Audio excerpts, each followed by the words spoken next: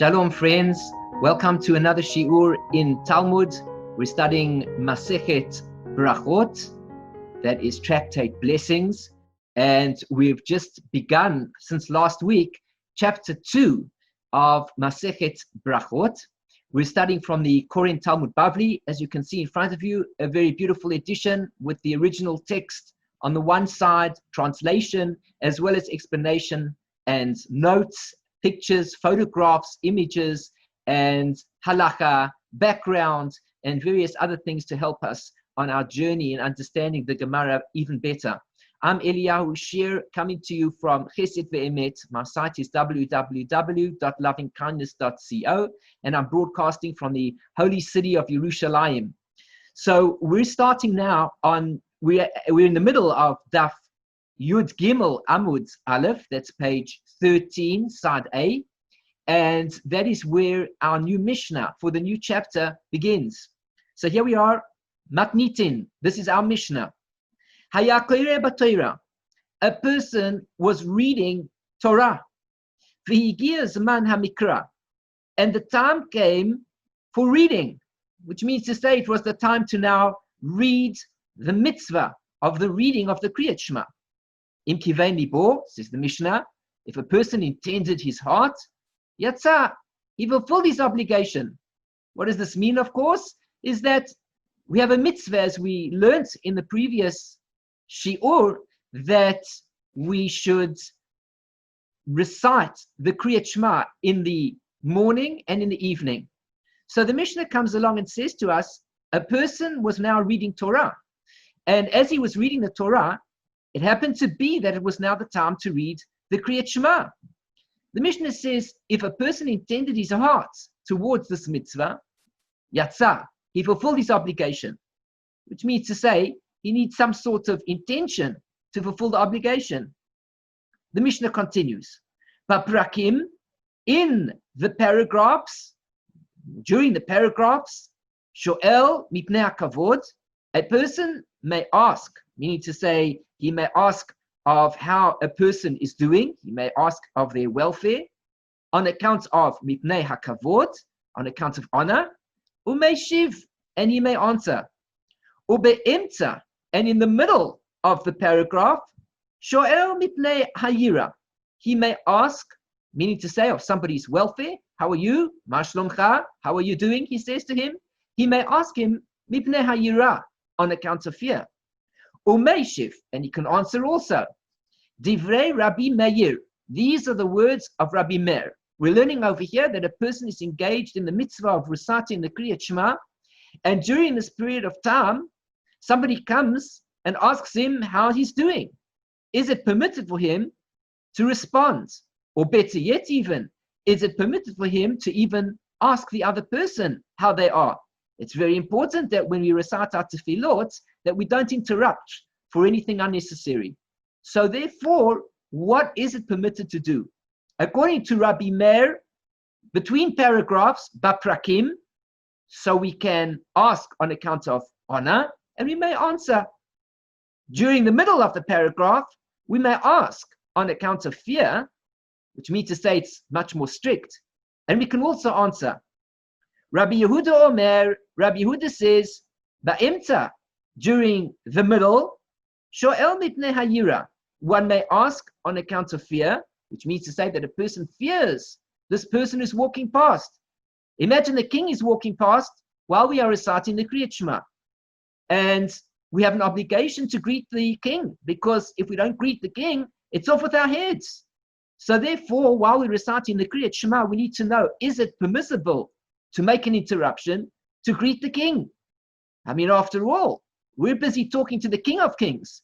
But nevertheless, a king passes by, and as he passes while we're busy reciting the Kriyat Shema, we wish to know if we're allowed to interrupt our own Kriyat Shema, where we speak to the King of Kings, and instead use that opportunity to greet the king who is passing us.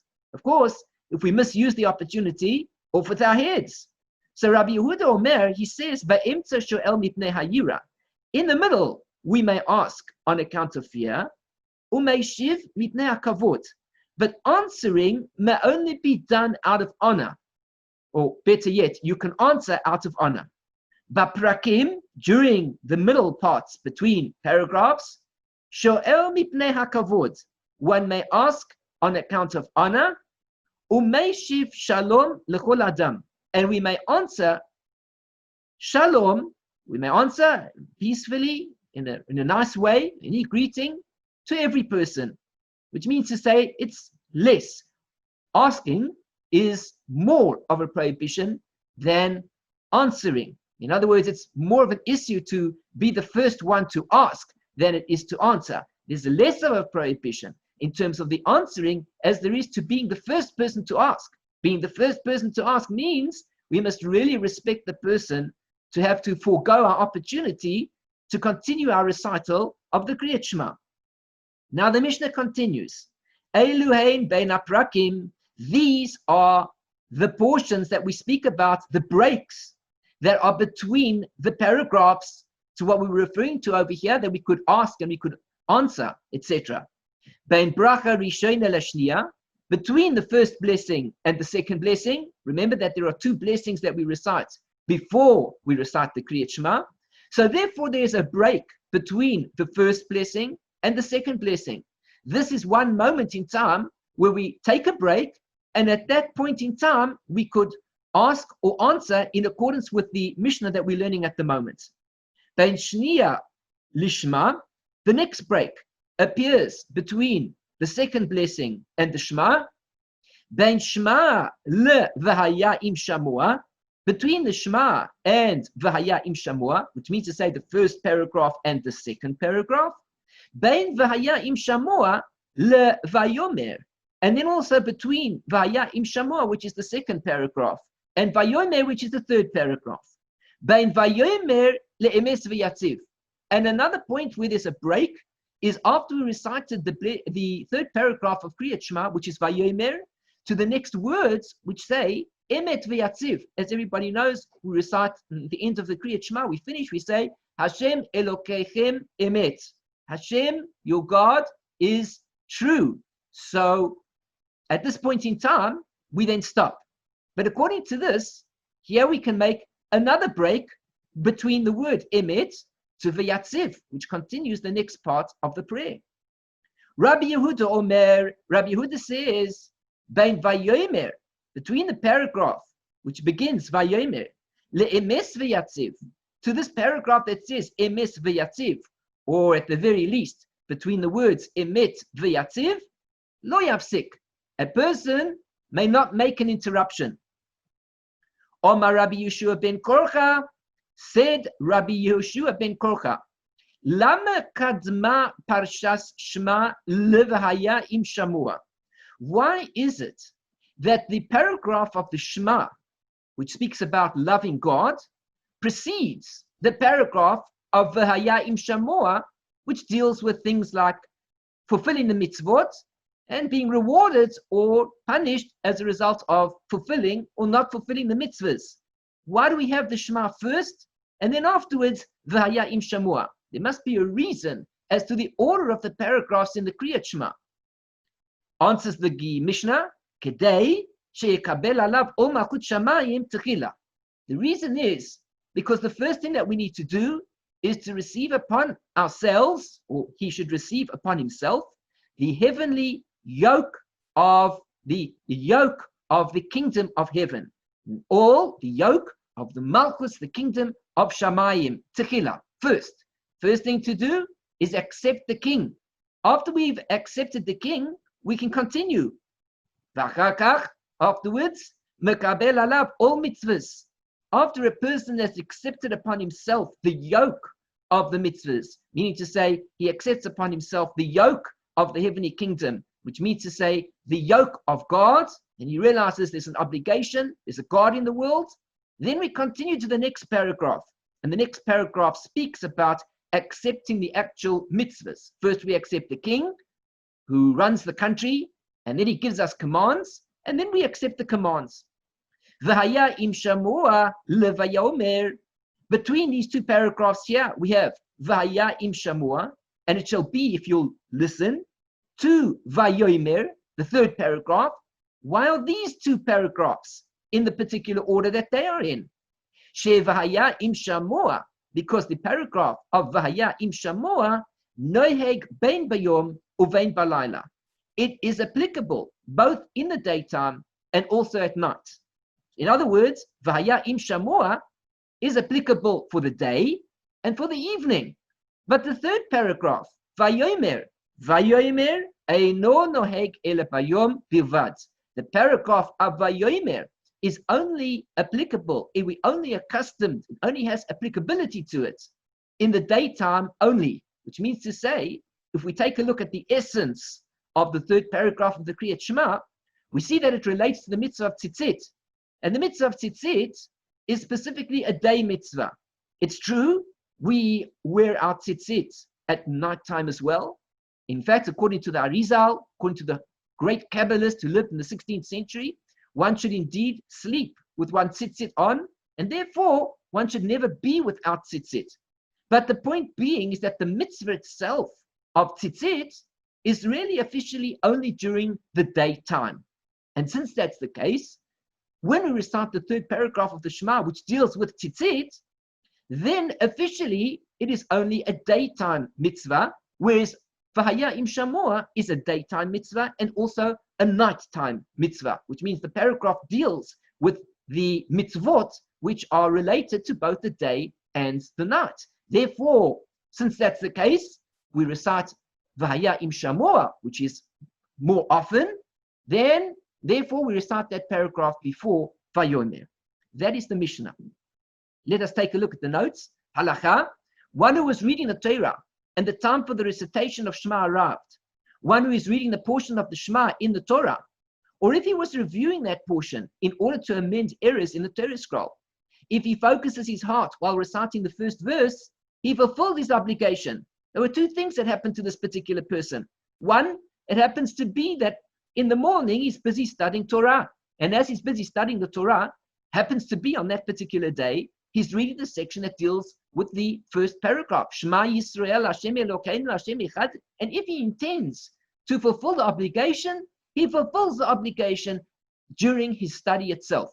Second category of person, somebody, for example, who might be a Baal Magia, somebody who's looking through a mezuzah, for example, to check if the mezuzah is kosher.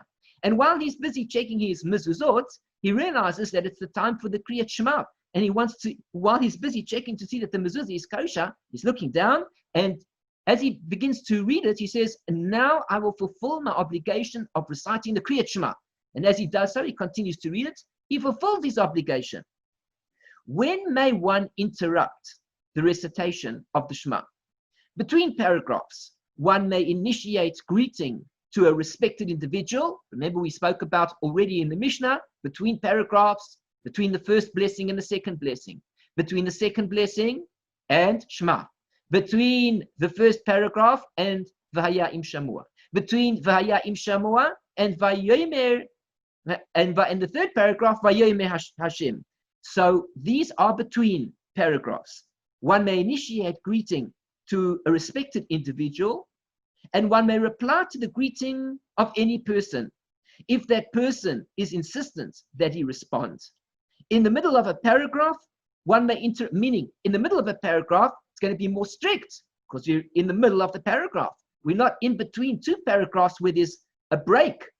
In the middle of a paragraph, one may interrupt only due to fear, such as the fear that one is required to show one's father, one's teacher, or an outstanding Torah scholar, or due to fear lest he will be harmed should he fail to greet that individual, as per the opinion of Rabbi Yehuda in his dispute with Rabbi Meir. Between the paragraphs, Bein HaPrakim, between the paragraphs, refers to between the blessings or the portions of Shema. The halacha is in accordance with the opinion of Rabbi Yehuda that one may not interrupt between Shema and Emet V'Yatziv, the blessing that follows Shema, which means to say, in fact, Vayomer, we're speaking about over here in particular, one should indeed not make an interruption between that last paragraph and Emet V'Yatziv. Mitzvot require intent. This is a very big principle that we come across in the Torah.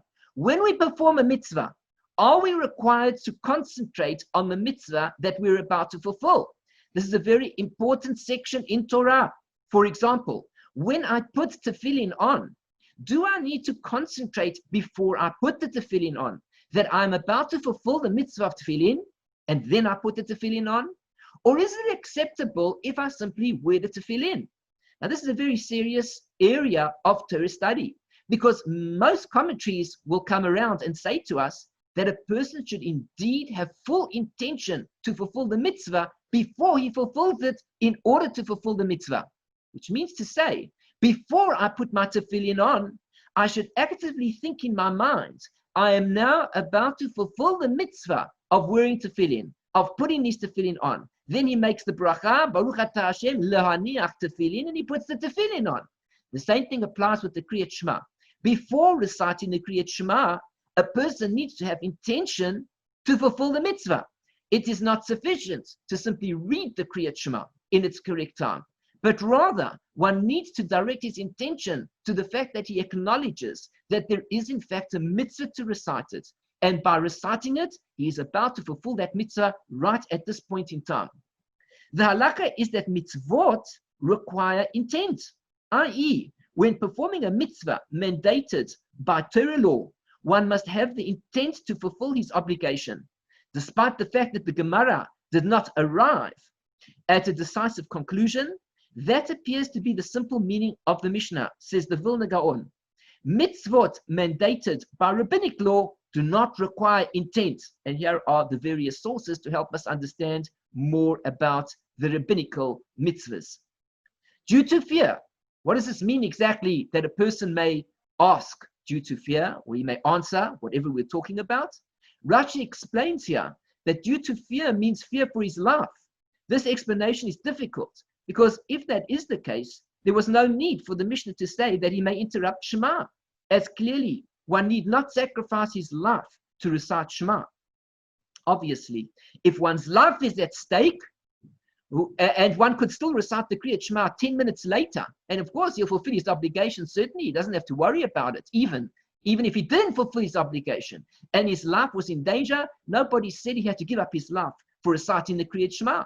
Therefore, what is the Mishnah coming to teach us? Others explained in a totally different vein that due to fear refers to those whom the Torah requires him to respect to the point of fear, like his parents, about whom it is written, you shall fear every man his mother and his father, or teacher. Others who command respect fall into this category of due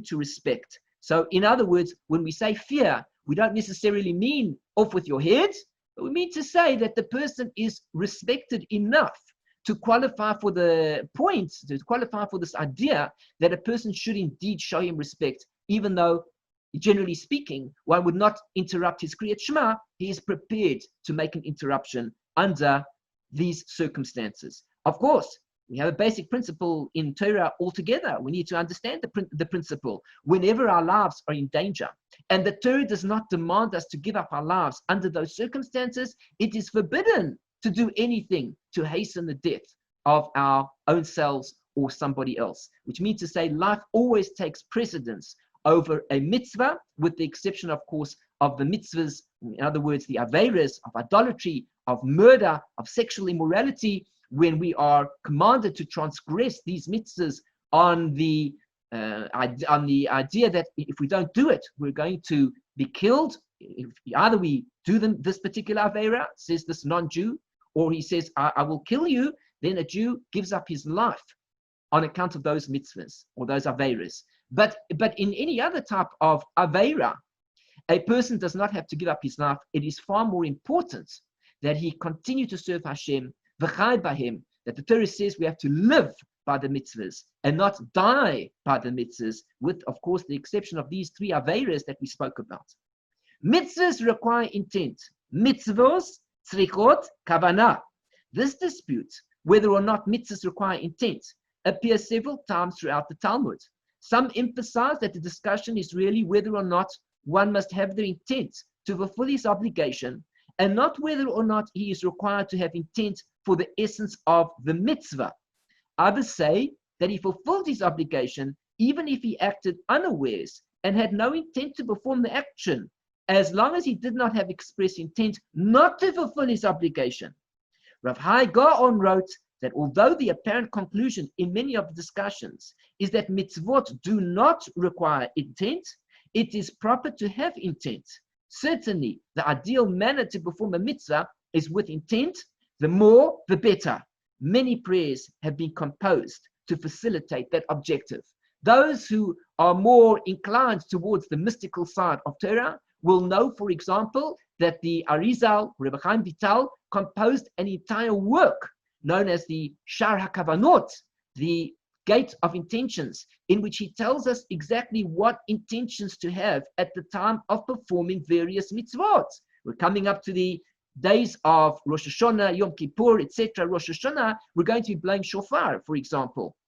Well, there are kavanot that one can have at the time of blowing shofar. But if a person is not such a mystic that he understands how the kavanot work, the main thing, of course, that he's going to concentrate on is to fulfill the mitzvah of hearing the shofar. And of course, by doing that, he reaches the highest goal that he could reach, that he fulfills the mitzvah by listening to the sound of the shofar. Of course, if he hears the shofar and he is not consciously thinking in his mind that he's about to fulfill the mitzvah, so we see here, according to Rav Hai Gaon, that he would still fulfill the mitzvah. But nevertheless, the correct thing to do is before the bracha is recited and that he's going to fulfill the mitzvah of listening to the shofar, he should actively have intention in his mind. God, I'm now about to fulfill the mitzvah that you have commanded me to listen to the shofar on Rosh Hashanah. It is a mitzvah, and I'm excited to be able to fulfill this mitzvah. When it comes to Pesach and we eat matzah, before we take a bite of the matzah, before we recite the blessing on the matzah, we have intention in our minds that we are now about to fulfill the mitzvah of eating the matzah. When we go into the sukkah, we have in our minds, as we are reciting the blessings of Shehecheyanu, for example, on the first night, or the second night in Chutz La'aretz, in the diaspora, on both nights we should have intention that as we recite the Shehecheyanu Brocha, that we have intention of about fulfilling this mitzvah, that just as it is that God took us out of Egypt and he brought us into the desert and he protected us with clouds of glory, or perhaps he protected us with types of huts that we stayed in, whatever it was that we existed in, so too we remind ourselves of that same kavanah, that this is what it represents. It represents the clouds of glory, or it represents the particular types of habitats, the huts, or whatever it was that we lived in while we were going through the tents, while we were going through the desert. And one thinks of these particular things as kavanot, intention, and he thinks, I'm about to fulfill my obligation of remembering even going out of Egypt as I sit here in the sukkah. When a person holds lulav and esrog and he's going to shake it, before he does so, he thinks in his mind, I am now about to fulfill the mitzvah of bringing together the lulav and the esrog and shaking it to fulfill the mitzvah of taking the 4 species on the festival of Sukkot. Of course, if a person just lifts up the 4 species, the arba minim, and he's not consciously thinking about fulfilling the mitzvah, well, he can fulfill the mitzvah according to Rav Hai Gaon. But nevertheless, this is not the ideal. We want to actively think consciously about fulfilling the mitzvah before we do it. When we make kiddush on Friday night, we should actively think about this mitzvah that we're about to perform of sanctifying the Shabbos day before we begin the kiddush. So we have all of these opportunities that every time we fulfill a mitzvah, that we have intent. Where did we learn this from? From this mitzvah of the Kriyat Shema. A person was busy reading the Kriyat Shema in his Torah study. And then it came about the time that he had to read the Kriyat Shema to fulfill his obligation, says the Mishnah. If he intends it, he fulfills the obligation. As long as he intends, and he's not just reading his Torah, he's not just reading through the mezuzah to check it, he's not just writing the letters as a sofer, he happens to be writing a mezuzah, but as he writes it, he thinks about the fact that he's fulfilling the obligation of reciting the Kriyat Shema, then he fulfills the obligation of reciting the Kriyat Shema. The Gemara begins. Shema mina, we learn from this, the Gemara begins straight out and tells us the teaching. Mitzvos tzrichos kavana. Mitzvahs require intention. Let's take a look at this note here. When one performs a mitzvah, he must intend to fulfill his obligation. If he lacks that intention, he does not fulfill his obligation. With that statement, this Gemara hopes to resolve an issue that is raised several times throughout the Talmud. My imkivein libo, the Gemara asks the question, what does it mean if he intended his heart? Likros, to read it, of course, let's say. Likros, to read it? The Gemara asks, to read it? Is that all he had to do? He had to have intention to read it? V'hakakarei, but here he was reading it already. What are you telling me that's new? Obviously, he's reading the Kriyat Shema. So what does it mean to say you have to have intention to read it? As if what? To read it? But you're reading it. So what does that mean? B'koirei lahagia. We're talking about a situation of somebody who was reading the Kriyat Shema, like in a mezuzah, in order to make changes. And since already he was making changes, he wasn't really focused on reading the Kriyat Shema for itself. He was focused on fulfilling the mitzvah to make sure that the mezuzah is a kosher mezuzah. Therefore, if he focused his heart and intended to read the words and not merely amend the text, he fulfills his obligation. He need not have the intention to fulfill his obligation.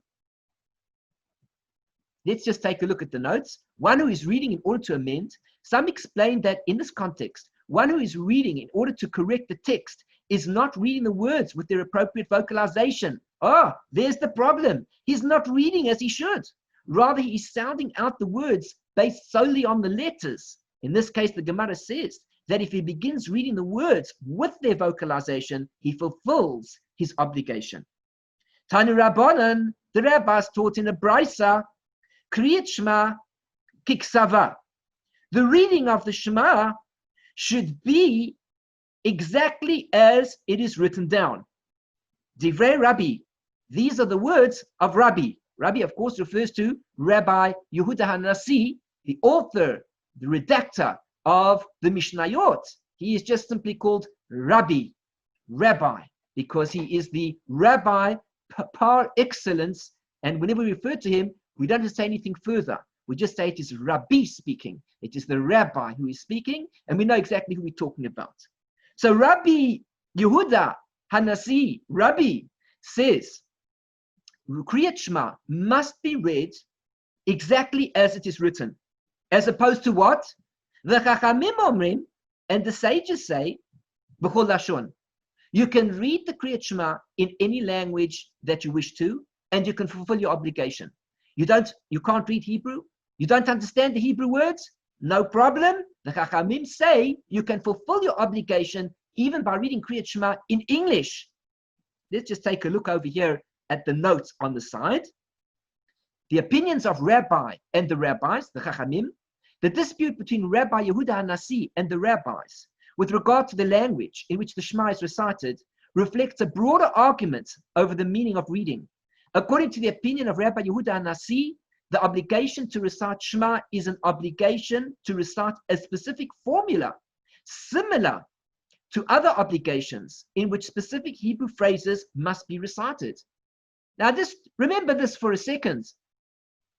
When we recite the prayers in Hebrew, because the Anshe Knesset HaGedolah, the men of the Great Assembly, and the various other authors involved in writing down these words, had Ruach HaKodesh, divine inspiration, that when they composed the words, there is a spiritual energy within the words that doesn't exist in another language. For example, if I recite the words of Tehillim in the original Hebrew, well, Tehillim are not such easy words to understand in Hebrew, especially if a person is not fluent in Hebrew. So perhaps I should read the Tehillim in English, read my translation. And nobody says there's anything wrong with that. Sometimes a person will read the English words and you'll feel very close to the words that he's reading, and good for him. He should do it if that's what he needs. However, here's the thing.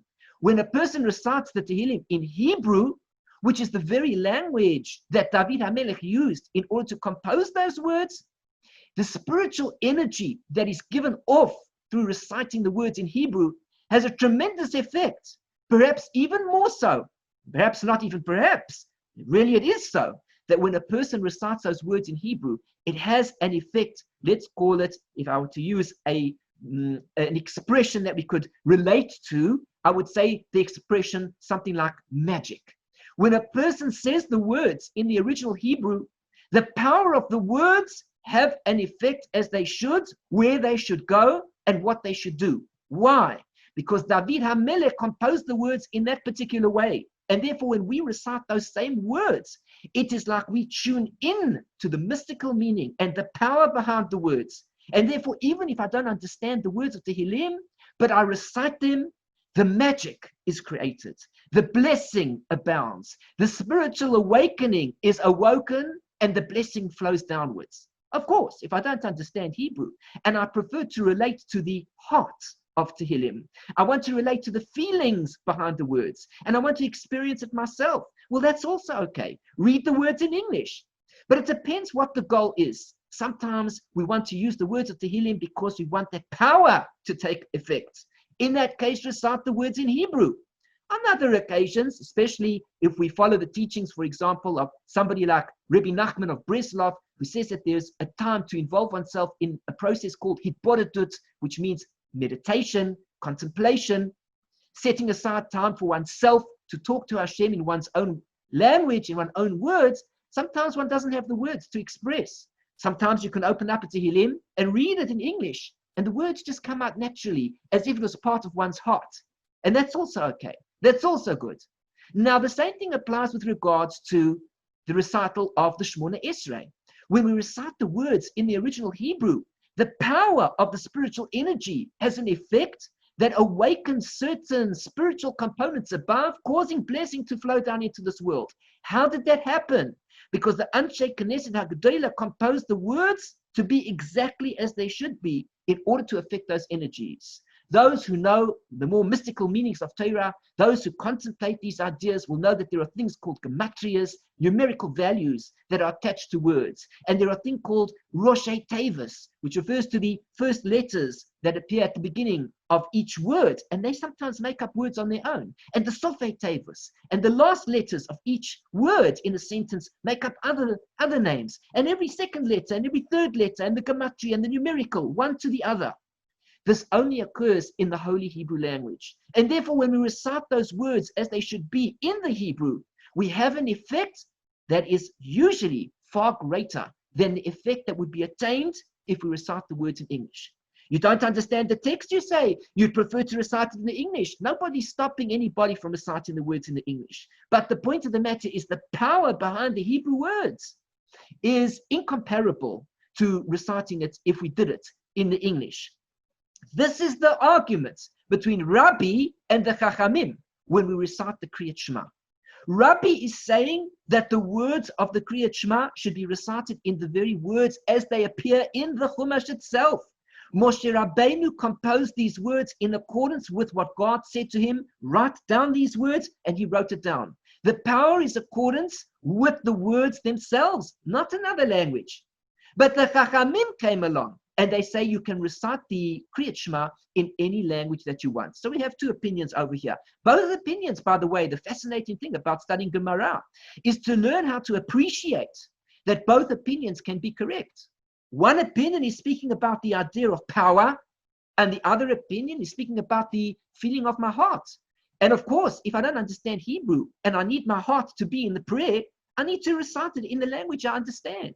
On the other hand, if I want the power of prayer, I must recite it in Hebrew. And so what if I don't understand it? It is irrelevant because the power of the words themselves creates the spiritual energy that is necessary to make things happen in the world. What do I care if I understand the mechanics of a car? All I need to do is to fill the car up with petrol, with gas, put my foot on the accelerator, and the car goes. Is it important for me to understand exactly how the petrol moves across from one mechanical part of the car to the other, causing the wheels to turn, etc., etc.? Do I need to know the ins and the outs? No, I leave that for a mechanic.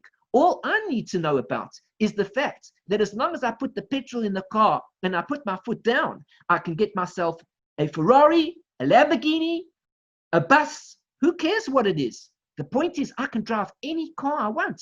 I can drive the cheapest car, the most expensive car, without becoming a mechanic. And the car will achieve its goal as it has been designed by the designer. The designer of Ferrari allows me comfort. The designer of Ferrari allows me speed, power, and all these things. And the designer of Ferrari says, I don't need to become a mechanic to drive his car. And so too, the designer of the bus, and the designer of an airplane, and the designer of all of these particular machines, whether it's a washing machine, whether it's an oven or a stove, who cares? All I need to do is how to switch the machine on or push a button and things happen. But that's all I need to know.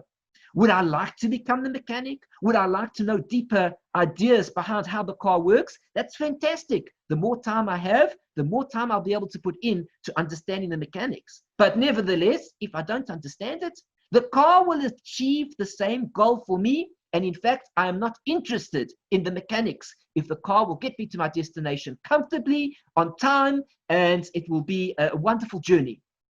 Rabbi says, take that approach. Say the words of the Kriyat Shema in the language that it is composed in. These are the energies, the spiritual energies that God has put into the words. The Chachamim say, but maybe the person has a heart and he doesn't understand Hebrew. All right, if he wishes to, he could still fulfill his obligation by reciting the Kriyat Shema even in another language. But that's like a person, for example, who doesn't value that if he wants to get to a destination, all he needs to do is put petrol into the tank, puts the gas in the tank, and afterwards he puts his foot down on the accelerator and he can get to his destination. Instead, this fellow is more concerned that before he begins his journey, he learns exactly the process that takes place behind the scenes, and then he'd like to work with that a little bit. Well, that's his choice. According to the opinion of Rabbi Yehuda HaNasi, the obligation to recite Shema is an obligation to recite a specific formula, similar to other obligations in which specific Hebrew phrases must be recited.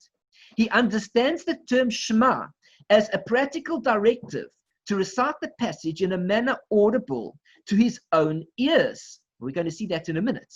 Just be patient. The rabbis understood that Shema means that one must understand what he says, and that the essence of reciting Shema is the acceptance of the yoke of the kingdom of heaven. Therefore, one may recite Shema in any language that he understands. On the other hand, since understanding is the crux of the mitzvah, there is no obligation to hear the words as he recites them. What is this talking about, this note? Just be patient for one moment, and we're going to see exactly in the Gemara what this is referring to. Let's just take a look at this halakha as for interest at this point in time. It will help us understand the rest of the text. Shema is written as it is, recited as it is written in any language. Kriyat Shema kiksava b'chol lashon. If one does not understand Hebrew, he may recite the Shema in any language. In accordance with the opinion of the rabbi, so says the halakha. This is not common practice, however, at least when praying with the congregation. So therefore, the correct approach to take, somebody asks a question, well, Rabbi, well, what should I do? I'm confused. I don't understand the words of the Kriyat Shema. Is it better for me to recite the Kriyat Shema in Hebrew and not understand it? Or is it better for me, more important for me, to be at shul and understand what I'm saying, and the words should come from my heart? The rabbi thinks for a moment. He says, oh, it depends what you want to achieve. If you're trying to achieve the goal of prayer, which is the flow of spiritual energy, which affects us, it affects our souls, it affects our bodies, it affects everything around us, it affects the air around us, because the very words have power to them that purifies the air. Say the Kriyat Shema in Hebrew, but Rabbi, I don't understand it. Don't worry, your soul understands it. You fulfill the mitzvah, and it's having a tremendous effect. But Rabbi, I would like to know what the words mean. Well, sit down sometime and spend half an hour or an hour every day and learn what the words mean.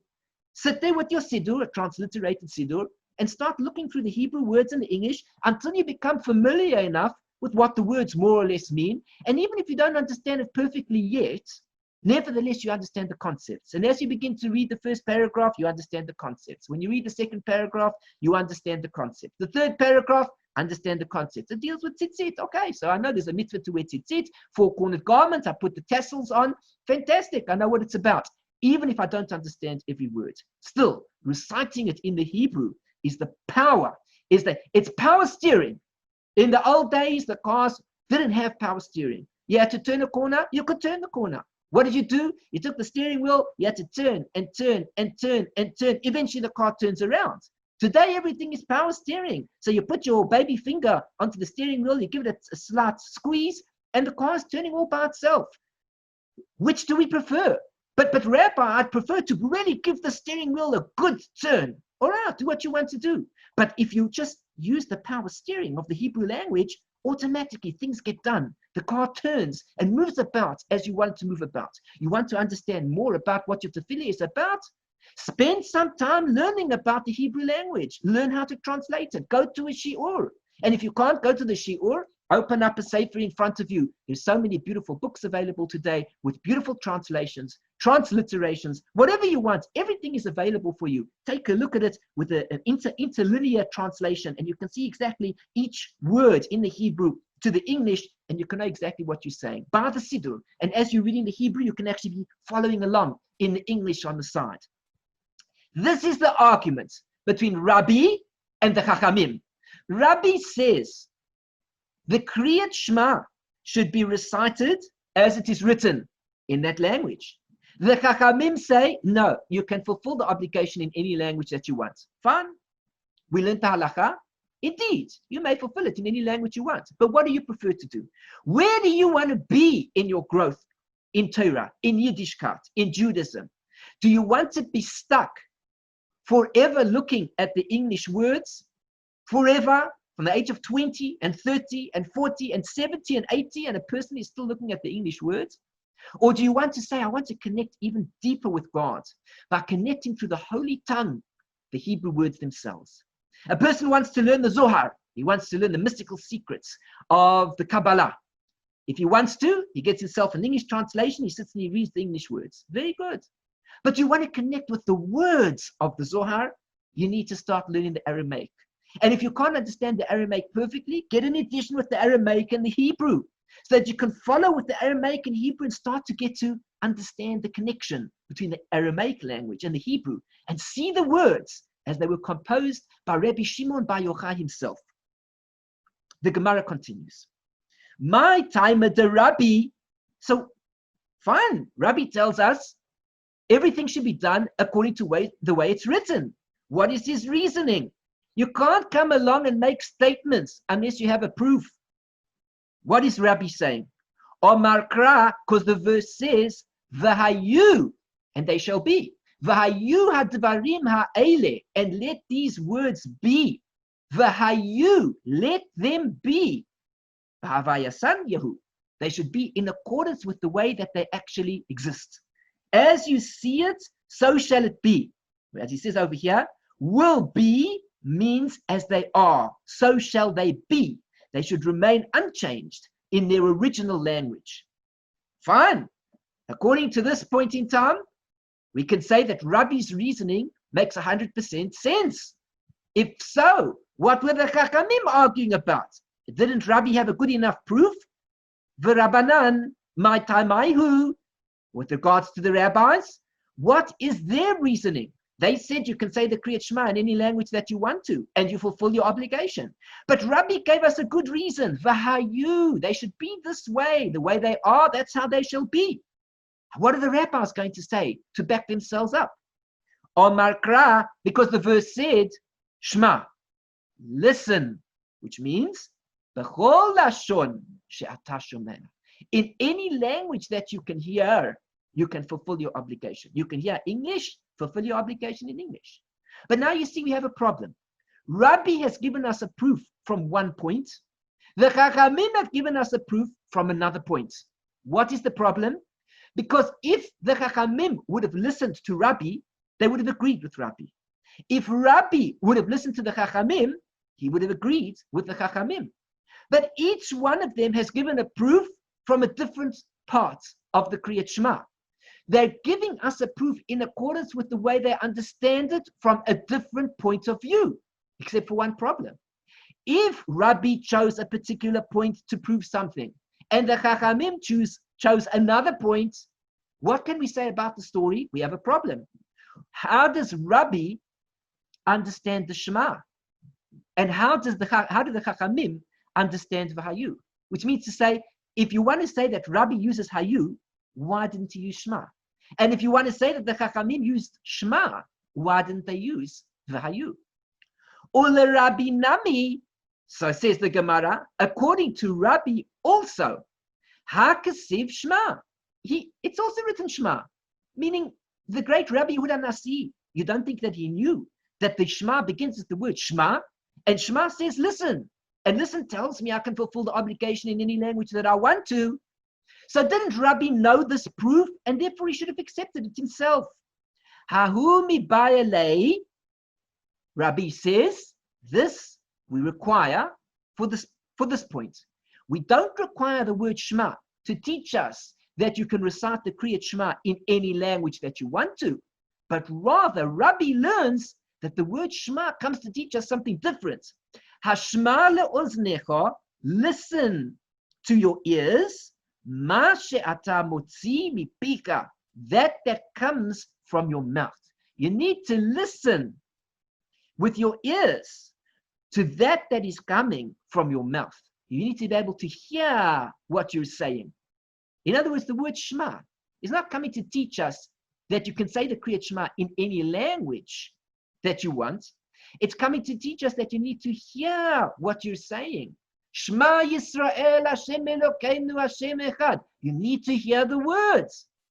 There are many people that go to daven. You'll see them in the community. They open up a siddur and they use a system called the scan system. They look at the words in the siddur and they go, or sometimes they're a bit more imaginative and they go, and then there are other that might say Shema Hashem Elokeinu. We're different types of people. Well, the mitzvah of Kriyat Shema is not scanning. It's not looking at the words. When we say Shemona Esrei, it's not looking at the words. And it's not mumbling the words. And it's not saying one word and mumbling a few words and saying another word. But rather, every word must be pronounced. Every word must be heard in the ear. Certainly when it comes to the mitzvah of reciting the Kriyat Shema. So this is what he says. The word Shema comes to teach us that we need to hear what is coming from our mouth. For Rabbanan, the Gemara asks, well, what about the rabbis? Meaning to say, how will they understand the Shema? In other words, if Shema is coming to teach us that we need to hear what we're saying, what would the rabbis understand about hearing the things, the words that we're saying? Savri lehu kamanda amar. The rabbis hold like the one that said, Lo ishmiya le'ozno. According to the rabbis, if a person didn't hear what he was saying, yatsa, he fulfilled his obligation. According to Rabbi, he must hear the words that he is saying.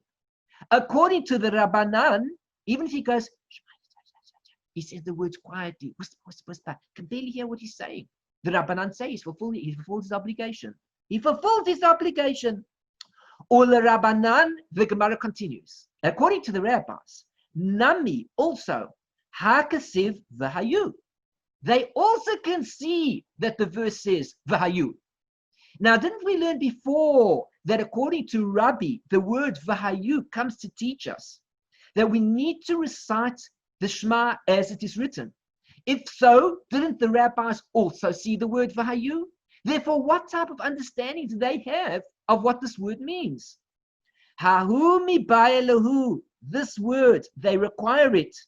Shelo yikra lemafreya, is to teach us that the Kriyat Shema should not be recited in out of order. The Kriyat Shema should not be recited in an out of order manner, which means to say, don't recite the words backwards. Don't recite the sentences, the verses backwards. Don't recite the paragraphs backwards. Everything should be in the order as it appears. V'hayu. Everything should be in that order. Not necessarily that we have to recite the words as they appear, but rather the main thing of v'hayu is don't say the words out of order. That's how the rabbis understand the expression of v'hayu. For Rabbi, now the Gemara comes back to the story, asking Rabbi, what's his opinion? This is the nature of the Gemara, the shakla v'tariya, the give and take. There's this feeling that goes, this movement that goes between one opinion and the other. And we need to keep on following the different opinions so we can understand the argument that's taking place, the logics behind the story, behind the discussion that's taking place. For Rabbi, regarding Rabbi Yehuda Nasi, Shelo yikra lemafreya min alei. If it would be that we say that the whole understanding of the Hayu related to not reciting the Kriyat Shema out of order, but according to Rabbi Yehuda Nasi, the word Vahayu refers to reciting the Kriyat Shema in its language, then the Gemara asks, where does he learn that we should not recite the Kriyat Shema out of order? Where does he know it from that we shouldn't recite the Kriyat Shema out of order, if not for this word? Because he's already used this word in his previous argument to teach us that we have to recite the Kriyat Shema in the language that it is written. Navkele midvarim. He learns it out of the word devarim, which means the words. Ha-devarim. It says the ha-devarim, and these words. And since it says these words, it comes to teach us that the Kriyat Shema must be recited in the very phrases that appear, in the very words that appear in that particular order. Fine. So the Gemara goes back to the rabbis and says, V'Rabbanan, and the rabbis, if Rabbi Yehuda Nasi had learnt out the concept of the order of the words, that it shouldn't be out of order from the word Hadvarim, how will the rabbis learn the word Hadvarim? Because they already learnt from Vahayu not to recite everything out of order. Devarim, Hadvarim, lo darshay. And the Gemara concludes and says to us that Devarim and Hadvarim, these words, the rabbis don't explain. In other words, they don't explain it in that way. They're not interested in it. And as it says over here, the rabbis, however, do not derive anything from the fact that the words with a definite article, the, was written in place of words without the definite article. So they don't derive anything. There's nothing to learn from it, and therefore there's nothing to discuss. The Gemara continues. L'meimra, does that mean to say, the Svar Rabbi, that Rabbi held, T'chol ha-Torah kula, b'chol lashon ne'emra?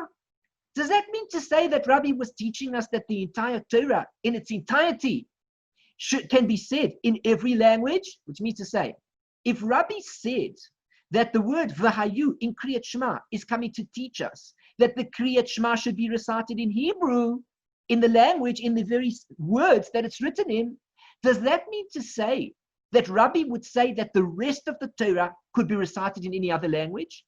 Because if the whole Torah has to be recited in Hebrew in any case, what proof is Rabbi giving to us by telling us that the Kriyat Shema should be recited in the language that it appears? On the other hand, if he says that the Kriyat Shema should be in the language that it appears, is Rabbi coming to teach us that the rest of the Torah can be studied in any language? Because if it should enter your mind that you'll think that in Lashon HaKodesh it was said, V'hayu tiksav rakmana lameli. Then this expression where it says V'hayu, that was written down over there, when the Torah wrote the word V'hayu, why do I need it? I don't need it for anything. If the whole of Torah should be recited in Hebrew, I don't need one word to teach me that the Kriyat Shema should be recited in the original Lashon HaKodesh, in the Holy Tongue, because the whole Torah should be recited in the Holy Tongue. What is the Chidush? What is the novel thought that goes on behind this? Itzrich. He says, no, we still need the word Vahayu, because of what? Mishum tiksiv Shema. Because it is written Shema, which means to say what? It says over here, had it not been for the phrase, and they will be Vahayu, I would have understood here the word Shema to allow Shema to be recited in any language in accordance with the opinion of the rabbis. Therefore, and they will be was necessary. You hear the logic. The logic is, if I had not said the word Vahayu within these words and understood it referring to the Kriyat Shema, you know what I would have understood? I would have understood the teaching of the rabbis, who say that the Kriyat Shema may be recited indeed in any language that you want to.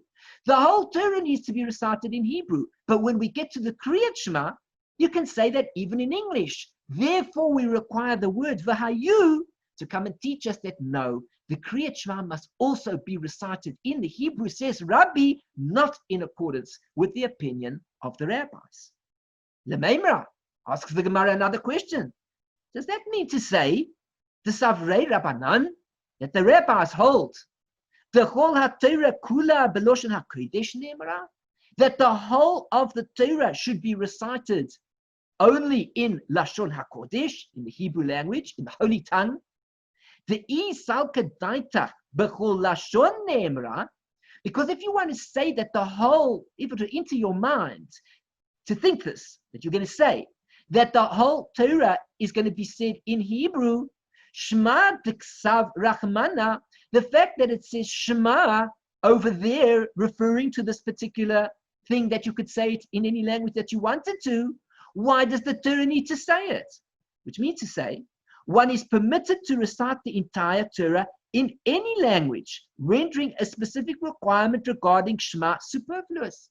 The question of the Gemara is saying, perhaps it is that the rabbis are saying that maybe you don't need to recite the whole. This one, if we read, let me read the English. Is that to say that the rabbis hold that the entire Torah may only be recited in the holy tongue and not in any other? As if it should enter your mind to say that the Torah may be recited in any language, then why do I require that which the Torah wrote, Shema? In other words, if we can think that the Torah could possibly be learnt out in any other language, I wouldn't really need the word Shema to come and teach me that only the Kriyat Shema could be recited in another language. The Gemara answers, Itzrich, we need it. Mishum Tiksiv Vahayu, because it's written Vahayu, which means the rabbis are answering back to Rabbi, because the Hayu is coming to teach me that maybe you'll come along and think that only the Kriyat Shema should be read in the Hebrew. In other words, had it not been for Shema, I would have understood this in accordance with the opinion of Rabbi Yehuda HaNasi, that one is prohibited from reciting Shema in any other language, in accordance with his opinion, because that's what Rabbi Yehuda HaNasi says. And therefore, the word Shema is necessary in this case to teach me the opposite. All of Torah, of course, needs to be learnt and spoken out in Hebrew. But when it comes to the Shema, the rabbis were lenient, and they said that the Shema can be recited in any other language. Why? How do I know that? Because of that word Vahayu. The argument was the rabbis against Rabbi. And if we take a look at the two different opinions, we see exactly why Rabbi is expressing himself his way, and we see why the Rabbanan are expressing themselves their way. Let us read one more paragraph. Tanu Rabbanan, the rabbis taught in the Brisa, Vahayu, and they shall be. What does that mean? Shelo yikra lemafreya, that a person should not read the Kriyat Shema out of order. Hadvarim al levaveka, these words upon your heart. Yachol, it could be, tehekol haparsha tzricha kavana.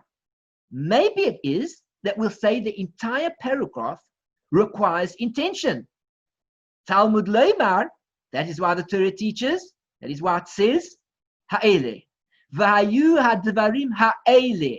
These. Hadvarim al-laveka ha'ele. These words. Ad kantricha kavana.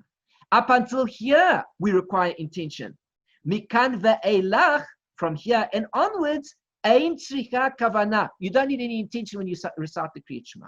Divrei Rabbi Eliezer. These are the words of Rabbi Eliezer. Rabbi Eliezer says, you only require the kavanah in your Kriyat Shema up until this point, which could mean, perhaps in a sense, the first paragraph.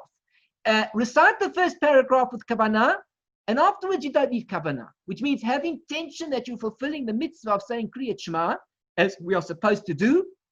When you finish reciting the first paragraph, you can go into automatic pilot mode and let your mouth simply recite all the words afterwards and kind of go into a state of sleep while your lips and your tongue recite the rest of the Kriyat Shema. Omale Rabbi Akiva said to him, Harehu Omer, that he says, it says in the verse, Asher Anochi Mitzavacha Hayom al Levavecha, that I command you today upon your heart. Mikan, from here we learn, Hatala made, from here you learn, Shekol HaParsha Kula Tzricha Kavana. I'm very sorry. As I said before, the whole parsha, I jumped a little bit too much into the future. Up until this point, Rabbi Eliezer says, only up until these very words, Hadvarim al levaveka requires kavana, but no further. But Rabbi Akiva says, Asher anochi mitzavacha hayom al levavecha comes to teach what? Surely the word these does not come to limit the mitzvah of intent. On the contrary, from here you derive that the entire portion requires intent. Any notes? There were no notes on the side there. And so we're going to stop over here. Just one more sentence. This is, we've now started Daf Yud Gimel Amud Beis. Right at the top here, just read through this very last point. Omar Rabba Baba Chana, Rabba Baba Chana said, Omar Rabbi Yochanan, that Rabbi Yochanan said. Let us remember this for next week. If not, we'll go through it again. Halacha ka Rabbi Akiva. The halacha is in accordance with the opinion of Rabbi Akiva, which means to say we need to recite the first paragraph of Kriyat Shema with intention. And thereafter, if we don't have intention, we're not concentrating so much on the remainder paragraphs, we still fulfill our obligation. Intent, kavanah, this concept has two meanings with regard to mitzvahs in general. The first meaning is awareness that the action being performed is a divine command. The second is appreciation of the spiritual significance of a commandment. The form of intent is strongly encouraged. This form of intent is strongly encouraged, though it is not an absolutely requirement. It is not an absolute requirement for most mitzvahs, with a few exceptions, notably reciting Shema and the Amidah prayer. As we will learn, the main mitzvah of the Kriyat Shema is, of course, to recite that first sentence at the very least, Shema Yisrael Hashem Elokeinu Hashem Echad, with kavanah. And when one recites the Shemona Esrei, to of course recite the first paragraph of the first blessing of the Shemona Esrei with intent. One must know what one is saying in order to fulfill the obligation, and one must have intention that one is fulfilling this mitzvah and concentrating on the words to fulfill the mitzvah at hand, the mitzvah of tefillah.